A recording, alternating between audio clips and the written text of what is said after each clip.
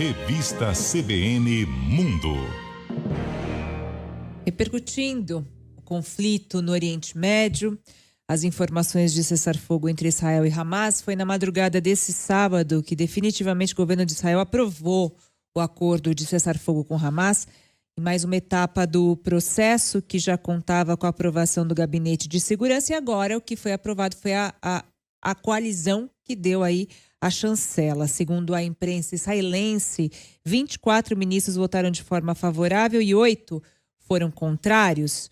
O cessar-fogo, então, entra em vigor nesse domingo, 19 de janeiro, e a previsão é de que os primeiros reféns sejam liberados às 4 horas da tarde, horário local, 11 horas, horário de Brasília. A gente fala agora sobre esse conflito no Oriente Médio. Eu converso com o mestre em História, assessor do IB, ele que está em Israel, norte de Israel, e conversa aqui com a revista CBN, que é o João Miragaia. João, boa tarde. Boa tarde, Pedro. Tudo bem? Tudo bem, prazer falar com você, João, ainda mais num momento importante como esse, né? A gente torce para que seja a resolução definitiva desse conflito, e claro que um acordo só seria tomado mediante a libertação dos reféns. Antes de mais nada, eu queria saber de você o clima em Israel, como é que a população está vivenciando agora a possibilidade de rever esses reféns que foram capturados no dia 7 de outubro. Uma grande comoção na população em Israel. Queria saber qual é o clima diante desse acordo para cessar fogo e rever esses reféns, né, João? Conta um pouco para a gente do clima por aí. De uma hora para outra, o Hamas se viu lutando sozinho, e isso, obviamente, fez com que o grupo tivesse que se flexibilizar. Além disso, obviamente, o Hamas perdeu também parte das suas lideranças, como o seu líder Yahya Sinwar, que também passou a ser líder político desde agosto do ano passado, mas também o Mohamed Def, que era o líder do seu braço armado. Então, o Hamas se enfraqueceu e entendeu que era melhor entrar num acordo temporário e acreditando que ele vai se transformar num acordo permanente, do que seguir exigindo um acordo permanente. E, por último, as questões internas de Israel também são relevantes, porque o Netanyahu ele vem sendo pressionado pela ala radical do seu governo há bastante tempo para não fazer um acordo de cessar-fogo com o Hamas, e nos últimos meses, pelo que a gente tem percebido, número um, ele fortaleceu o seu governo em termos de número, ele trouxe uma mini bancada da oposição para dentro do seu governo, e dois, ele também parece ter entendido que há outras questões que complicam a sua permanência no poder a curto prazo, até o mês de março, e frente à grande aprovação popular que um acordo que traria de volta os reféns tem, ele parece ter optado por correr esse risco e, se tiver que ir a eleições, que pelo menos ele possa dizer que foi ele quem trouxe os reféns de volta e conseguir surfar nessa onda dentro da sua campanha. Para mim, a minha avaliação é que esses três fatores em conjunto mudaram o panorama e possibilitaram que esse acordo acontecesse agora. João, a gente sabe, né, da pressão interna justamente sobre Netanyahu, as manifestações nas ruas em Tel Aviv, em Jerusalém, essa pressão para o governo, porque sempre a população pressionou muito para a volta dos reféns, né? E como é que fica isso agora, essa pressão? Como é que a população sente em relação a Netanyahu essa negociação agora? E também quero saber em relação ao governo, como é que fica na parte das alianças de Netanyahu dentro do governo? Bom, a população, a grande maioria da população é a favor de um acordo de cessar-fogo que traga de volta os reféns. Ainda que entre os objetivos da guerra tivesse, por exemplo, a derrubada do Hamas, e a população no início da guerra tivesse em grande número, em sua imensa maioria, apoiasse esse objetivo, as pessoas de meses para cá já entenderam que o governo não faria mais do que ações militares contra o Hamas, e elas não são suficientes para a derrubada do Hamas na faixa de Gaza.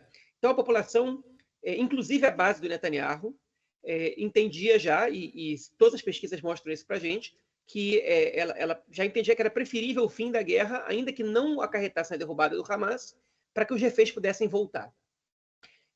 Então a gente vê uma medida que atende aos anseios populares, Mas a população, por outro lado, se a gente observa as pesquisas, ela não atribui esse cessar-fogo a uma realização do governo Netanyahu. Perfeito. Pelo contrário, ele é criticado por ter demorado tanto e por ter permitido que tantos reféns morressem nesses últimos meses, já que ele chegou a um cessar-fogo que poderia ter sido alcançado há 6, 7, 8 meses, uma vez que o Hamas não foi derrubado. E em relação ao seu governo e a formação política do seu governo, o ministro da Segurança Pública, Itamar Ben-Gvir, que tem um partido com 6 cadeiras no parlamento, anunciou na quinta-feira que, caso o acordo de cessar-fogo fosse aprovado, ele deixaria o governo e iria para a oposição. Sem o Ben-Gvir, o governo tem 62 cadeiras, que ainda é suficiente para ele se manter no poder.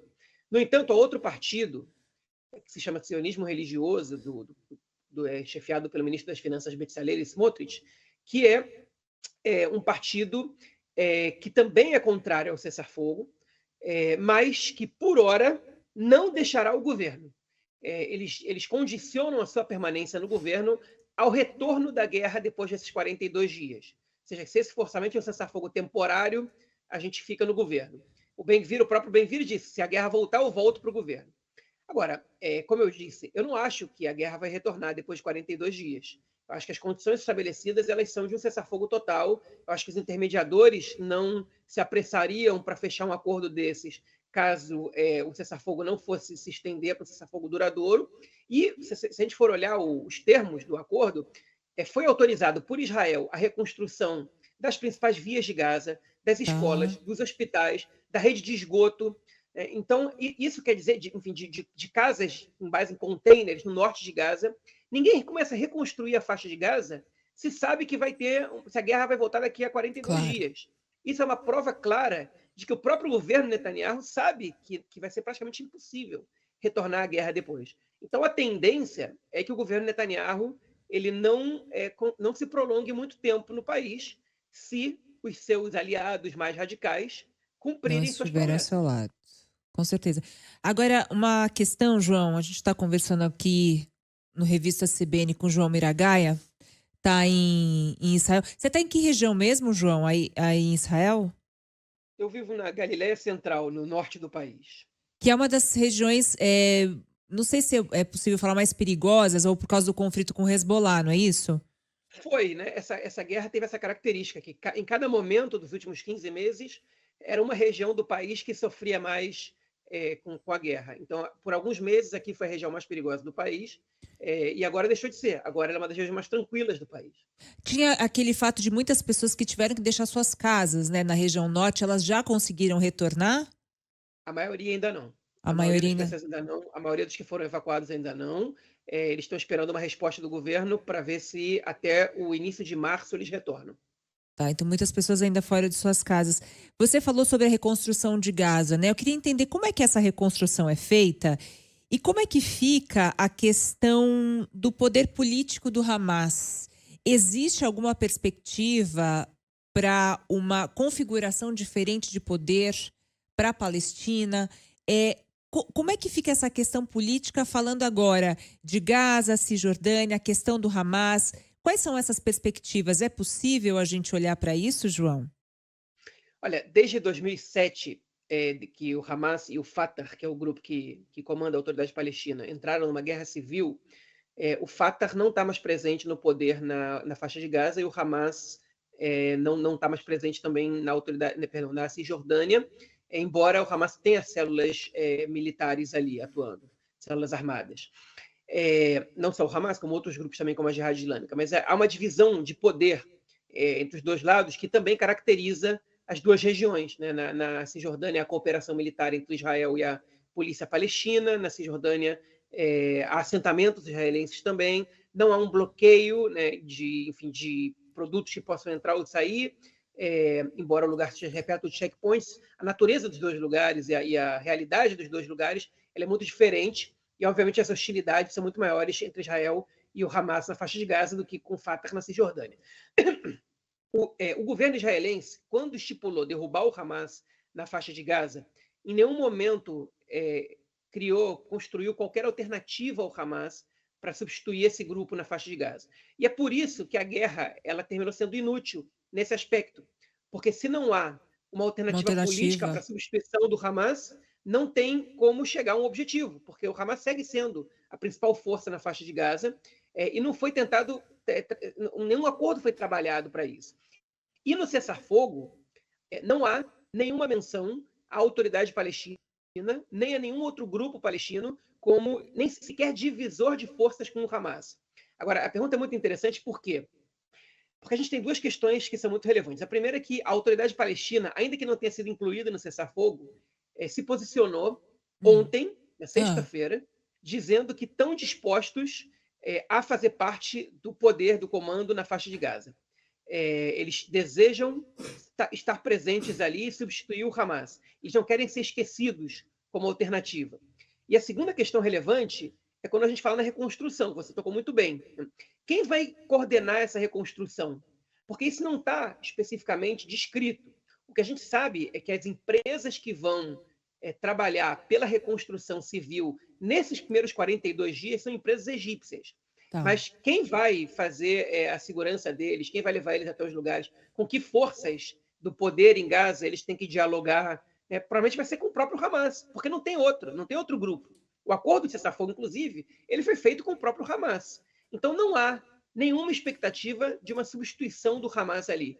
E isso é um desperdício de oportunidade tremendo. Porque em determinado momento, o próprio Hamas aceitou dividir o poder com a autoridade palestina e ficar submetido ao governo central em Ramallah, que fosse um governo conjunto entre os dois, e em determinado momento a autoridade palestina aceitou dialogar e depois eles deram para trás porque viram que não tinham o apoio de Israel, eles não queriam não queriam ser associados ao Hamas perante o mundo ocidental.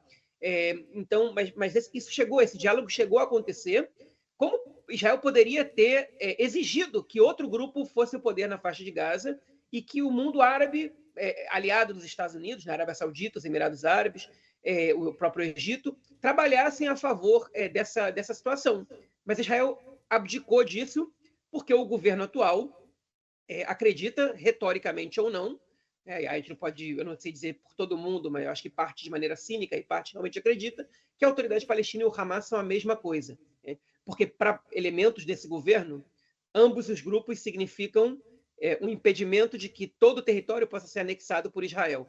E para alguns deles, a autoridade palestina é até mais perigosa, porque a autoridade palestina quer a criação de 2 estados com quem Israel deveria negociar, enquanto o Hamas nega essa possibilidade, e o Hamas é um inimigo perfeito para esses grupos que querem alegar que não há outra saída que não expulsar os palestinos dali ou induzi-los a emigrar voluntariamente e anexar todos os seus territórios.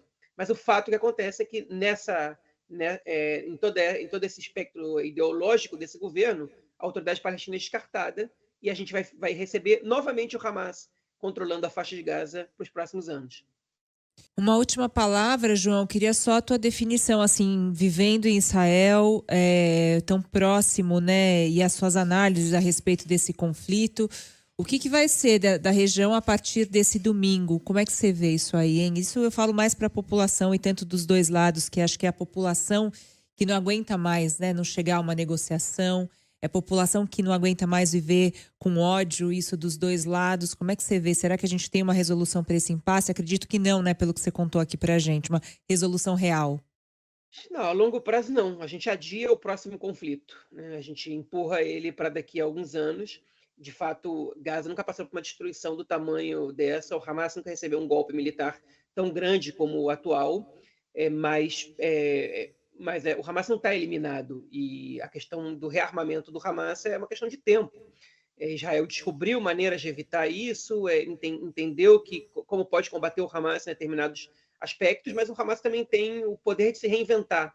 Quando Israel criou o domo de ferro para interceptar os foguetes, eles construíram os túneis. Quando Israel construiu uma muralha subterrânea, eles derrubaram a cerca, começaram a usar mergulhadores para invadir o território, até gente pulando de paraquedas, né? Paragliding, não sei como, tem um nome específico para o tipo de salto que eles deram, invadindo o território israelense. Eles se reinventam, então é uma situação na qual o exército israelense, a defesa israelense, ela pode melhorar 1000%, e o Hamas melhorar 20%, e o Hamas continua sendo uma ameaça aos civis israelenses, ainda que eles possam levar golpes muito mais fortes.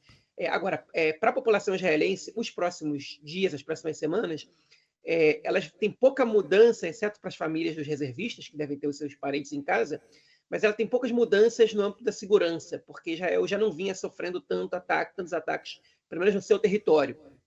Os soldados estavam morrendo em Gaza, mas fora isso, não tanto. O que a gente vai ver mais forte nessa semana, as imagens mais fortes e a apreensão, é realmente com relação ao retorno dos reféns. Na faixa de Gaza, o cessar-fogo vai modificar completamente a situação, porque vão entrar 600 caminhões por dia de ajuda humanitária, muito mais produtos vão entrar na faixa de Gaza do que antes, vão entrar containers, que são casas containers para que as pessoas possam se proteger do frio e das chuvas. Como eu comentei, o esgoto, as escolas, os hospitais vão ser reconstruídos, as principais vias também, vai entrar comida, vai entrar remédio, vai entrar médico. A população em Gaza está sofrendo há muito tempo, e para eles vai ser muito significativo esse cessar-fogo, e eles esperam que não seja só por 42 semanas, mas essas 42 semanas vão ser responsáveis por salvar vidas de pessoas que podem morrer por epidemias, pessoas que podem morrer por bombardeios, obviamente, e pessoas que podem morrer também, como a gente viu, de frio e até afogados, porque no inverno aqui ele não é o inverno da maioria do Brasil, é um inverno mais rigoroso e muito chuvoso, e numa região cheia de escombros, são 40 milhões de toneladas de escombros que têm que ser removidos de Gaza. Tudo isso é muito impactante e é muito necessário. Então, a situação ali realmente é uma situação de catástrofe humanitária, o cessar-fogo é uma emergência, e ali a situação das pessoas vai se modificar realmente de vez, né? E eles esperam muito que possa ser duradouro esse acordo. A gente espera também. Esse é o João Miragaia, mestre em História, assessor do IB, direto de Israel, conversando aqui com a revista CBN sobre a expectativa para esse cessar-fogo, a libertação dos reféns que estão aí em poder dos terroristas desde o 7 de outubro. E a gente acompanha de perto, também torcendo para que essa reconstrução aconteça e que para a população de Gaza, que sofreu tanto também com tudo isso que está acontecendo, que a gente tenha paz na região. João, muito obrigada pela conversa aqui com a revista e até uma próxima. Até a próxima. Tchau, tchau.